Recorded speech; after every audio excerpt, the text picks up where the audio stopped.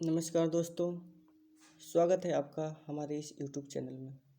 दोस्तों, हमने पिछले वीडियो में BA first year micro economics का एक महत्वपूर्ण टॉपिक डिमांड के डिफिनेशन और डिमांड के प्रकारों को जाना था।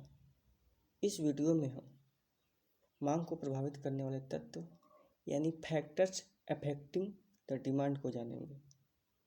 अर्थव्यवस्था में मांग का होना ही बहुत ही ज़रूरी है। जब आप बीए सेकेंड ईयर में जाएंगे तो एक थियरी जो एम्प्लॉयमेंट थियरी के नाम से जानी जाती है, जिसे क्लासिकल और किन्सन ने व्याख्या की है, जिसमें किन्स यह बताते हैं कि अर्थव्यवस्था में मांग का होना अति आवश्यक है।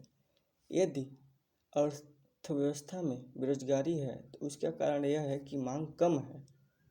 मांग को बढ़ाकर अर्थव्यवस्था में पुनः रोजगार पैदा किया जा सकता है और फिर पूर्ण रोजगार की स्थिति को पाई जा सकती है। चलिए मांग को प्रभावित करने वाले तत्वों को जानते हैं। पहला है उपभोक्ता की आय, इनकम ऑफ द कंज्यूमर। उपभोक्ता की आय मांग को प्रभावित करती है, क्योंकि यदि हमारे पास आय कम होती है तो कम ही वस्तु की मांग करते हैं, कम ही वस्तु में हम गुजारा होने की कोशिश करते हैं। लेकिन जैसे ही हमारी आय बढ़ती है वैसे ही हम वस्तुओं की मांग को बढ़ा देते हैं। इस प्रकार से हम कह सकते हैं कि उपभोक्ता की आय मांग को प्रभावित कर रही है। दूसरा है धन का वितरण। यदि राष्ट्रीय आय का एक बहुत बड़ा हिस्सा किसी विशेष वर्ग को मिले और एक छोटा सा हिस्सा दूसरे किसी विशेष वर्ग को मिले तो इससे मांग प्रभावित होगा। जिसके पास राष्ट्रीय आय का एक अधिक हिस्सा मिलेगा, उसके पास आय अधिक होगी, वो अधिक वस्तुओं की मांग करेगा। और जिसके पास राष्ट्रीय आय का एक छोटा सा हिस्सा होगा, उसके पास आय कम होगी, वह वस्तुओं की बहुत ही कम मात्रा की मांग करेगा। चलिए तीसरा है, पढ़ते हैं हम उपभोक्ता की रुचि। उपभोक्ता की रुचि मांग को प्रभावित करती है। यदि हम किसी वस्तु में रुचि ही न रखते हों, हम उसमें पसंदगी ही न रखते हों, तो हम कोई वस्तु क्यों खरीदेंगे। इसलिए उपभोक्ता की रुचि उस वस्तु में होना बहुत ज़रूरी है, तभी मांग में वृद्धि या कमी होगी। अगला है भौगोलिक वातावरण, जियोग्राफिकल एटमॉस्फियर। जियोग्राफिकल एटमॉस्फियर भी मांग को प्रभावित करती है। विशेषकर जलवायु का प्रभाव मांग को प्रभावित करता है। हम जाड़ों में वस्तुओं की मांग को बढ़ा देते हैं, हालांकि हम गर्मियों में भी वस्तुओं की मांग करते हैं, लेकिन जाड़ों में हम गर्म कपड़े, गर्म भोजन, गर्म जगह की डिमांड करते हैं। इस प्रकार से भौगोलिक वातावरण भी मांग को प्रभावित कर रहा है। अगला है वस्तु का मूल्य। वस्तु का मूल्य प्रत्यक्ष रूप से मांग को प्रभावित करता है।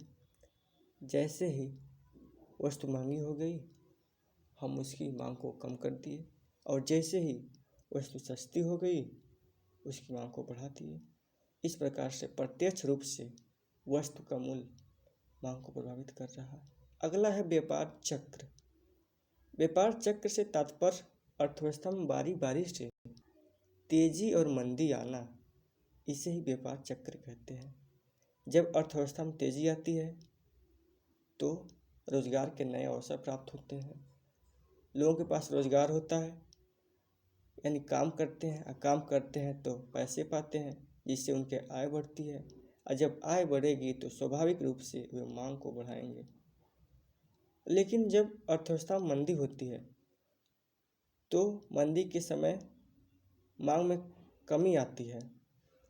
इस प्रकार से हम कह सकते हैं कि व्यापार चक्र भी मांग को प्रभावित करता है। यदि अर्थव्यवस्था में तेजी है तो हम वस्तुओं की मांग को बढ़ा देते हैं, यदि मंदी है तो मांग को हम घटा देते हैं। अगला है जनसंख्या। जनसंख्या भी मांग को प्रभावित करता है। यदि किसी देश में बहुत अधिक जनसंख्या है तो वह जनसंख्या अपने ज़रूरतों को पूरा करने के लिए अधिक वस्तुओं की मांग करेगी। इस प्रकार से जनसंख्या भी मांग को प्रभावित करता है। अगला है भविष्य में मूल्य परिवर्तन की आशंका।